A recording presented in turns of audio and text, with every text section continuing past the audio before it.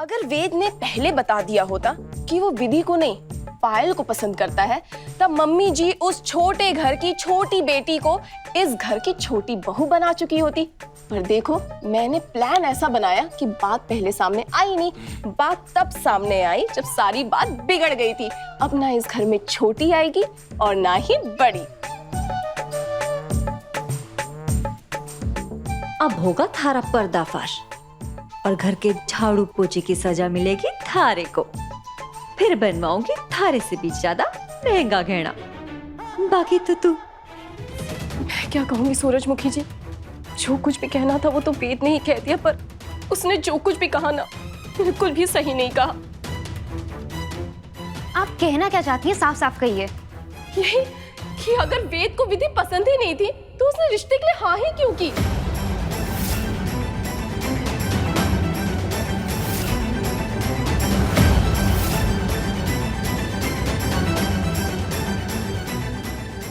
सूरजमुखी जी, वो तो अच्छा हुआ कि कल विधि छल्ला लौटाने के लिए हमारे घर आई थी। सोच सोच के भी कलेजा दुख रहा है कि क्या बीती होगी बेचारी पर जब उसे ये पता चला कि वेद विधि को नहीं बल्कि आपकी छोटी बेटी पायल को पसंद करता है। झूठ तो मैं बोलू को नहीं माजी सा। ये जो पायल और विधि को लेके गलतफहमी हुई थी ना, दिव्या को उसके बारे में सब कुछ पता था, पर किसी से बोली को नहीं।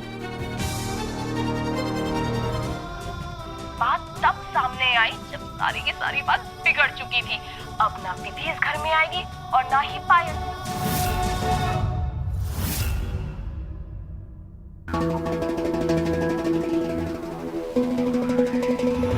हमारी सरजू बहन की तो इज्जत मिट्टी में मिल गई। हाय हाय विधि, बहुत बुरा हुआ थारे साथ। भगवान दुश्मन के साथ भी ऐसा ना करे। पर देखिए ना, इतना सब कुछ होने के बावजूद भी वेद और मम्मी जी को तो कोई फर्क ही नहीं पड़ा।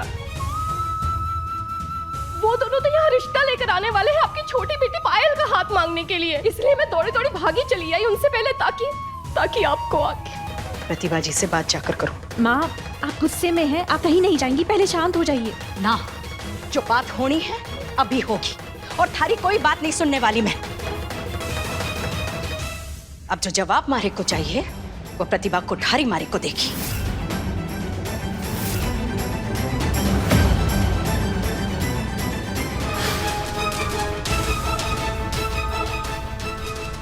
मारे को अपनी हैसियत पता है।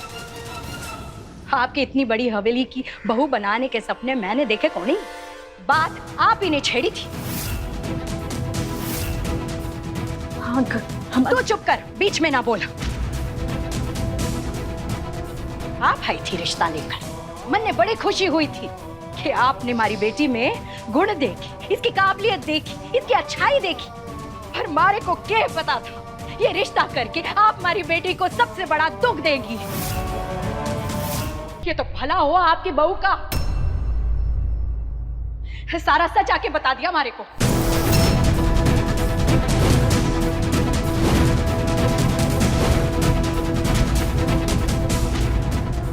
वरना सारी जिंदगी अपनी बेटी को कोसती रहती मैं।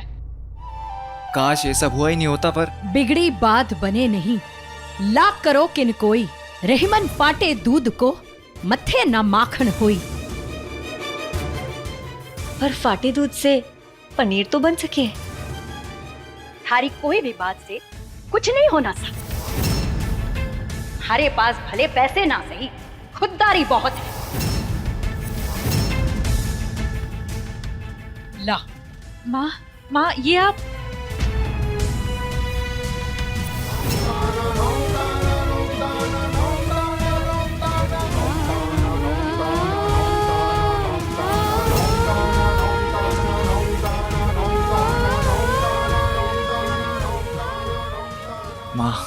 माँ देखो ना, प्रतिभा आंटी ने हाथ जोड़ के सबके सामने माफी मांगी।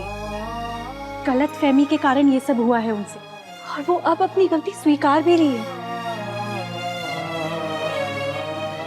क्या ये साबित नहीं करता कि ये लोग भले हैं? सूरजमुखी जी,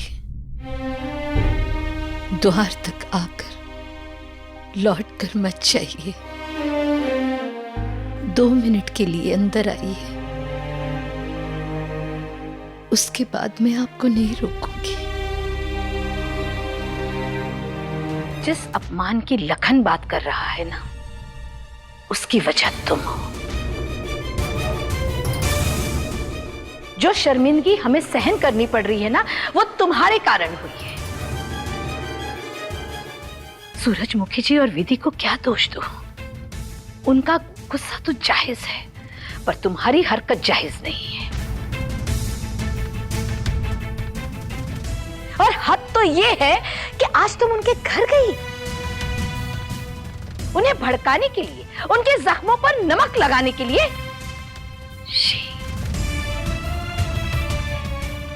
शर्म आती है मुझे तुम्हें इस घर की बहू कहते हुए। अच्छा तो ये होगा कि तुम अपना सामान बांधकर अपने मैके चली जाओ। मैं बस एक बात मानती हूँ आंटी, दुल्हन वही जो पिया मन भाई, और वो दुल्हन मेरी बहन पायल है।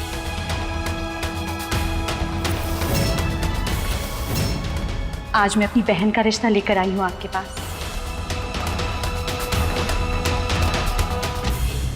प्लीज हाँ कह दीजिए।